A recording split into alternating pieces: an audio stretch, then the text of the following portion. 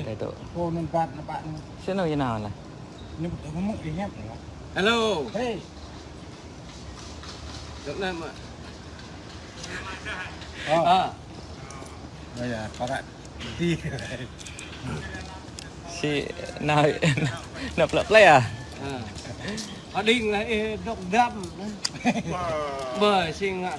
Bắt ra đây nó ra mà ra. Tôi là cậu 5 plus xa là. Biết là lắm luôn là. 5 plus xa. Rồi đó. 5 plus xa. 5 plus xa. Đó là mà thân thì bạ là dù để gạt để sản để lại để thay. Rồi nó là rồi đại để thay cái hiện tươi tắt dòng đấy nó đi để đó được đó nó được. Dạ. Cái quân là huyện đa đấy. Thay rồi. Đa để thay là hoặc là để thay tâm là bùi tắc đại vô tâm. Tôi phải đi đấy. Để gạt ra sẽ nó nữa. Còn để thay bùi tắc đại vô là đó. Sinh con cột này thôi, ấy rung ca là theo. Belum ya.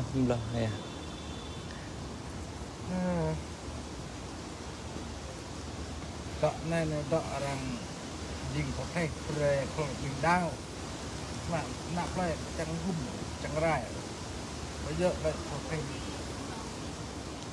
Dạ, tụi em có xe đây. Dạ. Blue year clear ke bunsang đây này, bunsang thuộc lăng này. Sai tốt cho, xong tụi chạy chạy clear, tụi chạy chạy lại. giờ ta dọ này dọ rằng bộ tinh dọ là ta lại đau bây giờ bộ tinh là ta lại dọ cái giờ ta lại đau ta lại gì chẳng dình giang ngặt nham dọ nó như dình ta chẳng gum ô giờ ta ra chả mi ra yo kít ta ra yo ta lại đau rằng tự do giờ ta cũng an vợ dọ này dọ đi nhô ngạ và chết ta bao mò lại đi ô nhô ngạ không mò dọ nó như dình ông sáng như dình cái tàng hình giờ ta nhô ngạ nặng lệ ta nhô như bởi dê lệ như mò bởi dê mà nào dạ nào tay ta nào mà nào tao nhiều bởi dê hồng có lẽ bập lự nhô hồng có lẽ như mạ choa cái nát ta hồng có lẽ bộ bê ta đau hồng có lẽ những bộ bê ta nào có lẽ đê tợ đun dơ dình nhỉ ta một khi ta nhỏ ta nhỏ này anh lên bọt lại đào lên ngạ nọ qua bồn tô bồn nó như nằm ạ ta chăng bạ cái nhỏ nó nhiều bể ta bộ chăng bạ cái nhỏ bộ bể ô ta lại ngạ qua bồn tô không tôi cái nhỏ vô nó nhiều bể giờ ta nhớ cái như ngạ giờ ta như chăng mạ xoa cái nạc ta cái lần cái ta nhiều về ta cái nàng ta đi một nhom một cái đề nào nè tao trang ô nhiều cái đề nó nhớ gì nhiều tu na dân nhỏ tu na nọ duyên cái nhỏ cao nguyên ta tợ đúng như tại đề tợ đúng như có rõ rẻ dình gum đẹo ạ nạp lại ăn tề nạn này nạp mòn đồng hòa không rẻ vô đó cái thằng bộ tinh nó tele đau ta không rẻ vô bộ tinh lần cha của y bộ chẳng là lần cha bộ tinh tele đau y bộ chẳng lần tele đau giờ cái y chẳng có chẳng rõ luôn rằng nào nó nè tợ nó có tại nhà bán này họ có hem cho này lâu họ nó cái dọn này không mạng nhà bây giờ cả coi rồi hộp này trong nông nhất khẩu Bây hiện nay lại cái nục na yuan như tọ ngã sát mới cái vùng đảo này bờ pla bờ Việt Nam này lần nào được vô giờ đặt tới gà bánh mì thốt lê cu dinh tơ lê nhờ ở trong đẹp nhục nhục trong đẹp nhục đỡ đẹp chúc dinh là có đỡ đẹp bị đẹp trên con tôm này nhô dinh tuôn đây huyện huy đang nó mạng với dè nhà tổ mình nhưng mà cần rạo ta tới nhà nhưng phê nhựa dè còn thầu lề dè rụp lề tới tư nên duyệt này ddạ pro ddạ ghét ta tới nhà rồi ghét còn rạo mà nhắm lô bà chẳng khinh mà ul kreo thơ rồi này ke nak bunsang đây untuk pasang kru lần lê ngã chát cái lại đạo mà lại chẳng đây giật lia này đi Chẳng yêu lấy cho họ chẳng họ cần cho tình đạo của ta bồn tô và bồn tô để tình đạo chè tôm num dạ năm nay là ở riêng rút ra bu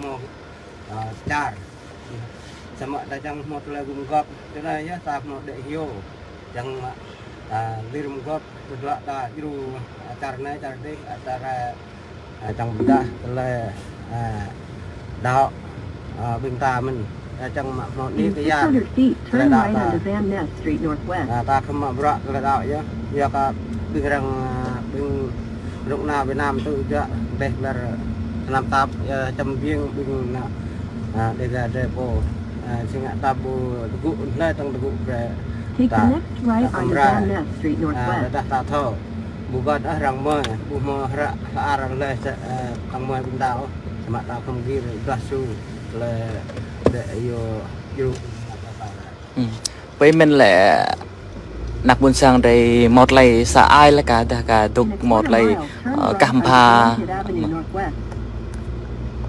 như hắc ra của mình cùng gót ra của mình là sạp rắn chua nhân là điện đạo cả mà sạp rắn chua đây Take the next right onto Connecticut Avenue Northwest. trong sạp rắn chua sama như nơi con đi đây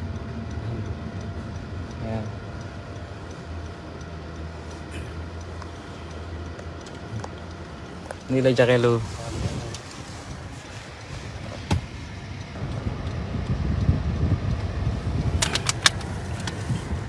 này mày tụ đi đây bởi Lan này tụ nào ở đại sứ quán Việt Nam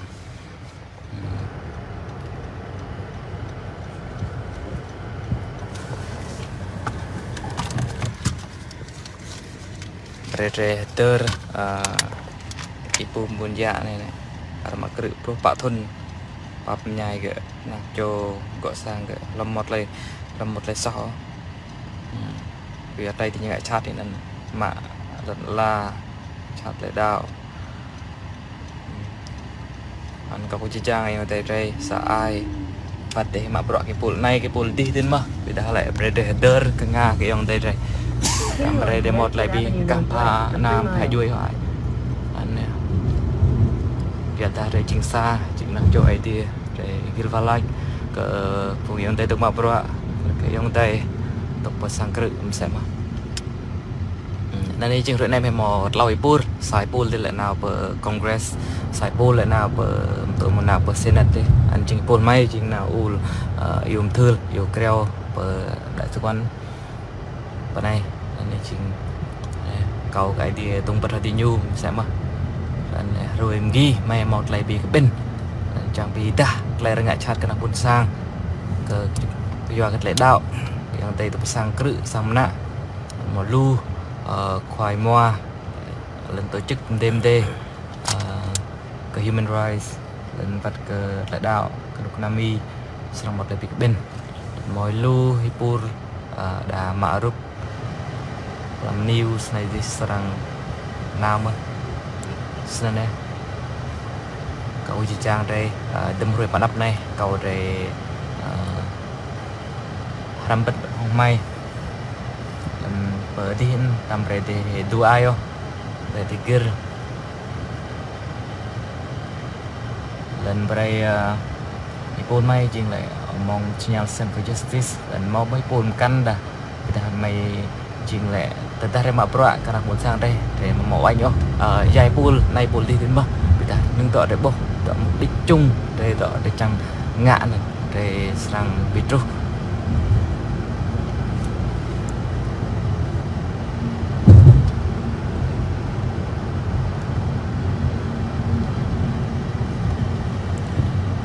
nên đây chỉ lại nâng tọa lại để thao nâng tọa lại để mau đây thì program hong Matthew để như sang dạp ya lại trôi cái để nên cái mày tùy chi là ngã ram al mày make ke pucargum trong bể đọc bố lại trôi cái đặc buồn sang đây thì lần tập người đi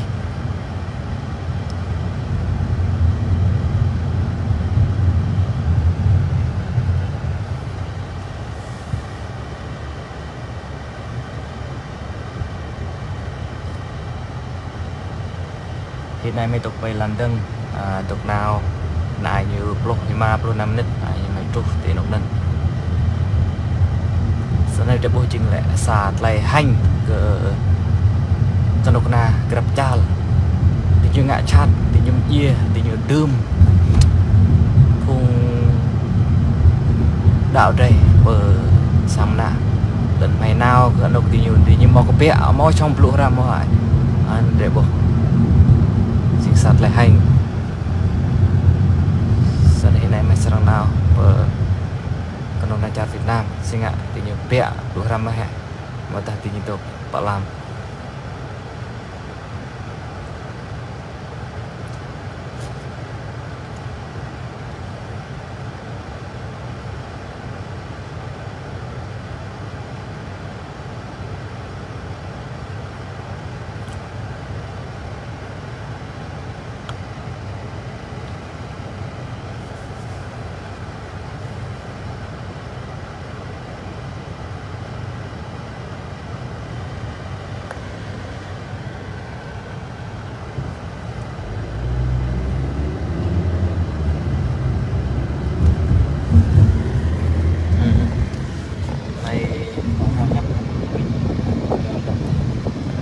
hayไปลานไปจาร์มีเนี่ยเปิด Washington DC เลยยังมอลูนาเกลเห็นเปิดนกกริ่งกันลูนาเกลเรื่องไหนเลิศไปเรื่องไหน một cái sạc là đợi đóng tên một cái sạc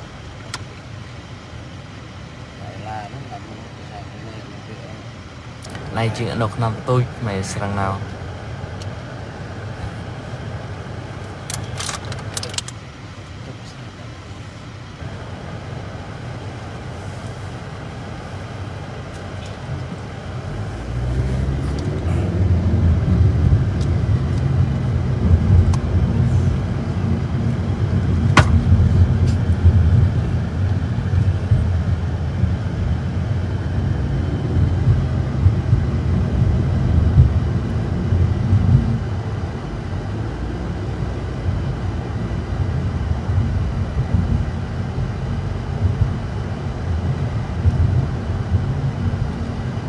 Xin chào tất cả các quý vị. Bây giờ chúng tôi đang đi đến Đại sứ quán Việt Nam. Trên đường khoảng 10 phút này chúng tôi sẽ tới nơi để vận động kêu gọi với chính phủ Việt Nam để họ có thể thả tất chợ nó đọ luôn nào để play dừng play mê nên cái mình dừng play gắt mình để nên cái để bỏ nhau bọn là để tôi bọn là đọ này bọn để là lệ mừng chè thằng mà lệ thằng mà đang tè bọn bật thầu đùm lâu đi bỏ mò sẽ nằm tên là mò lấy lô muốn nuôi lấy để về hát lệ găm chừng ngắm về mình hát lệ găm bắt răng bắt dẻ bắt răng nó như tu bắt như mặt pè mà bật thầu ô giờ đây nó ta tại nhà răng làm kinh rạ ô chợ này có rõ ràng có chợ mà có trình quốc hội này như tại nhà có em mò rúp mà bấm mò rúp ô em mò nó bằng chứng giờ kết giờ đây nhồi lên nhồi bị xong nhồi bị cái tang ô chợ nằm bậc kinh rạ ô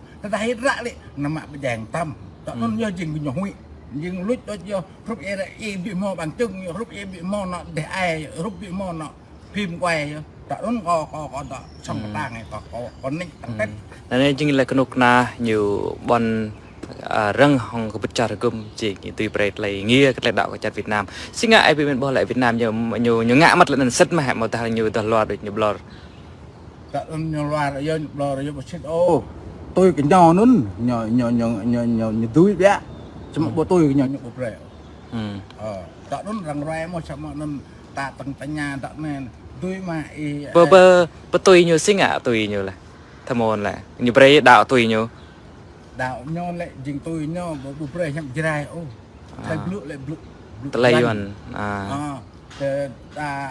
đỏ ra cái đỏ yuan cùng phụ cái bạc từ một bạc khô thì để nắp sang cái bên này bạc khô nó bị chuối từ đa nho là đỏ dài thôi đỏ cái bộ rẻ là có bộ tôi bé nhưng mò bé đỏ dài con tôm mà cũng mò cá ra đang con tôm lại gà bao nhiêu tên con tôm nhiều bé nên lại ra đang đỏ nên lại dình nên lại nhưng mà lại khop gạ mà có sát then lệ lô tờ lệ đạo giờ tờ lệ đạo nhớ nhớ rung là cả sát then nhớ tô giờ nhớ tô kết nhớ vua bị thọ cái mà ipum buồn dạ hại thao mà nè này hả tụi mự mà hại lại trôi cái nhở tờ tô nhớ nên chỉ bằng có tháo năn nhớ có bộ buộc vua nhớ có bãi nhớ là tô nhớ dạ vậy mình là nước đội sang ngạ hay nào ở đại sứ quán Việt Nam không? nào rạ thô nhưng nào ô rồi giờ thay nhập cà bre tờ lê gệt mặt vô mặt nhám bẹ lạ bẹ tận nun vô dinh cái tang hình vậy mình lại cái lúc này dần lo thế nào sẽ nạp tận nục nhưng mà bữa ăn nhiều bẹ bắt tay nhau mấy mình hả nhiều bẹ bự ra mà đây mấy mình hả có tam thôm á cái đây mình ta nào nó mới tạt thọc cái tận có chính sẽ xí nào lưu dập đỡ đại sứ quán rồi nên chính lại đà bẹ được người bẹ xa châu đi nếu cần một cái bẹ bên mình lại cái lúc nào Việt Nam nhiều bẹ mày mình còn bên mình lại như một cái bẹ không tạm vậy tại nhiều bẹ gầm nó lại cho nên nhiều bẹ và để sự giúp trà rồi và sự trà này trà đi này để trâu lên này mày phải nào bờ đại sứ quán này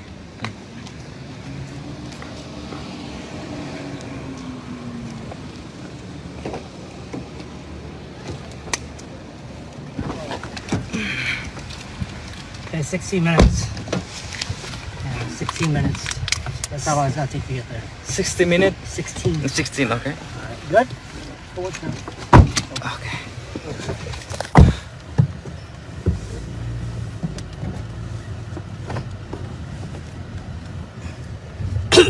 West onto International Drive Northwest.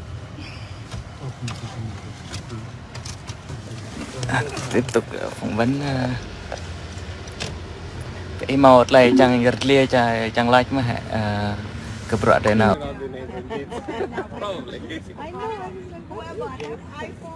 Nothing can surprise us, but people are persecuted. And then just add money in and you can use your phone. It's a phone. Any type of I can walk people through. Okay. I can walk people through. So if you have iPhone, pull out your iPhone.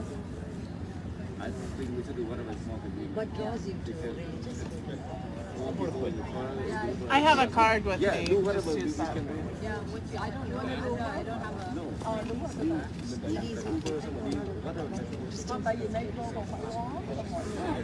Uber, it doesn't come all the time. You have to wait one after the other two.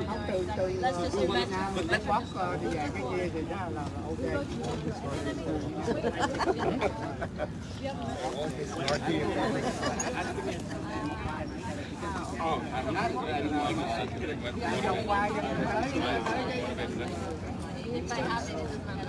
I use the Uber every year, so I do have a Facebook. A card.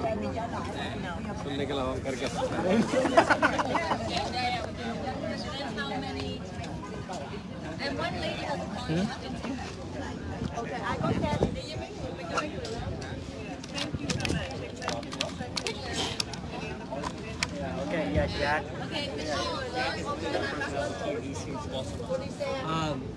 Yeah, I'm gonna try to make it back before 11, but at the latest 11:30. Because it's I'll try and make it back around that. So basically between 11 to 11:30.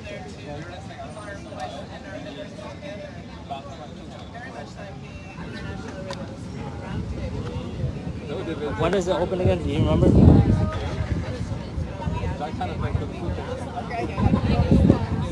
we're gonna go Uber? Yeah. I'm gonna try and make it back as fast. I'll let you know when. okay let's go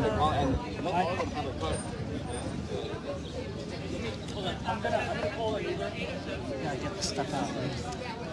oh the setup right I'm gonna call an Uber. Okay, you guys take somebody else. Yeah, okay. Both needs like you can't walk. okay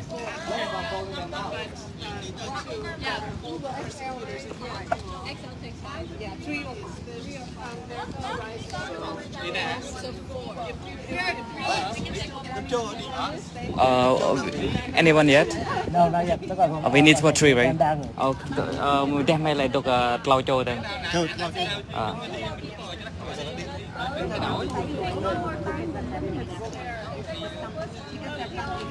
One.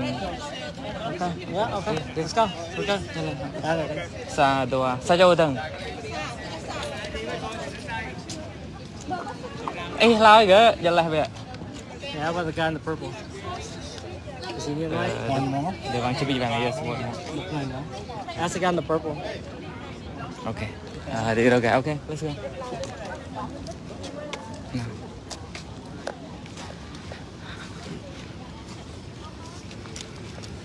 Does he speak Vietnamese? Everyone speaks. Nói được chút. Yeah. Anh cầm cái này luôn được không? Lục cái tang em lo. Này. There you go. I have to head back after I drop, so I'm just gonna drop everybody off. Okay. Mày nào nục nục này dân clean này. Or mà tang chỉ lúc or lúc nàng bia thì or nó tang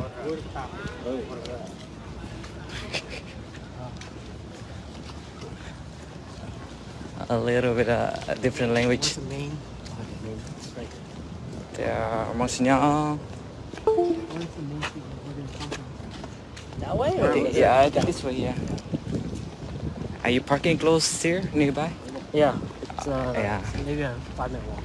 Because here the people come to do the paperwork, so they have the parking, right? Yeah. So just hang out here. I'll grab the car. Okay, okay.